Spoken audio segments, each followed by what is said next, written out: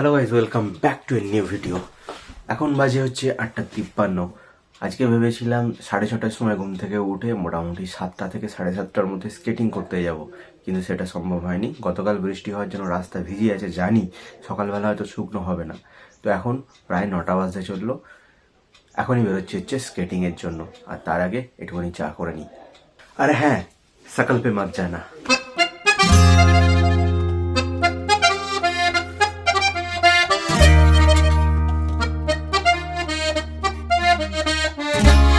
তো স্কেটিংয়ের জায়গায় চলে এসেছি। এখন 1-1.5 ঘন্টা এখানে প্র্যাকটিস করব। মোটামুটি এখন প্রায় 9:45 বাজে।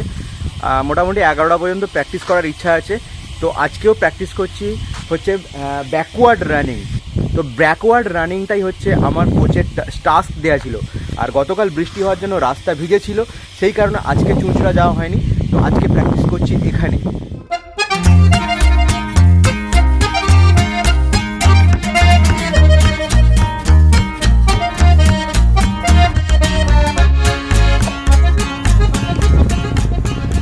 তো আজকের মতো স্কেটিং কমপ্লিট হয়ে গেছে। আর মোটামুটি আজকে 1 ঘন্টা 15 মিনিট মতো প্র্যাকটিস করেছি। এরপরে আর টাইম নেই হাতে। ব্রেকফাস্ট করব, ব্রেকফাস্ট করেই আজকের কাজ শুরু করতে হবে। Back to home.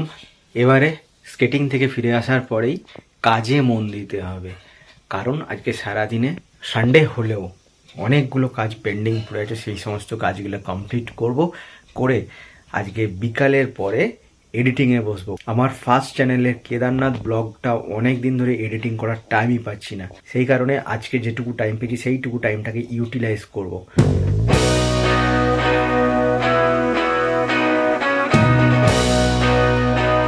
আজকে আমার এক ভাইপোর জন্মদিন আছে, আর জন্মদিনের জন্য সবচেয়ে বেস্ট গিফট হচ্ছে বই।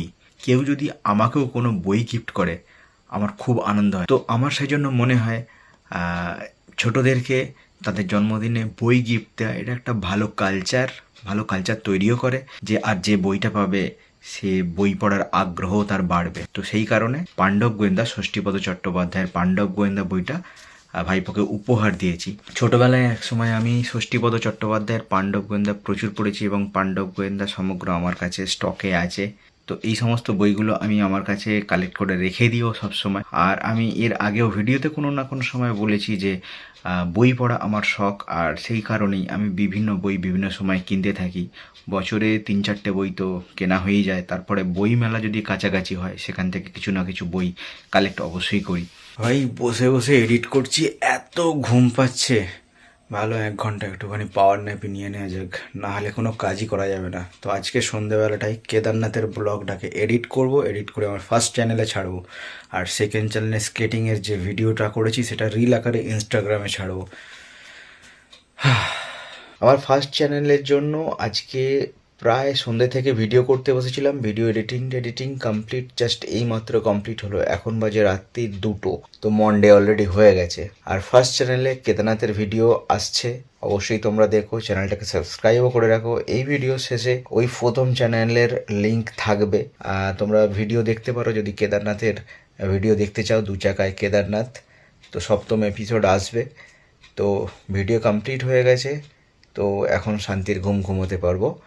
তো গুড নাইট তোমাদেরকেও, আর সেই সঙ্গে ভিডিওটা এখানেই শেষ করছি। দেখা হচ্ছে পরের দিনের আর একটা নতুন ভিডিওয়ে। রাম রাম, রাধে রাধে।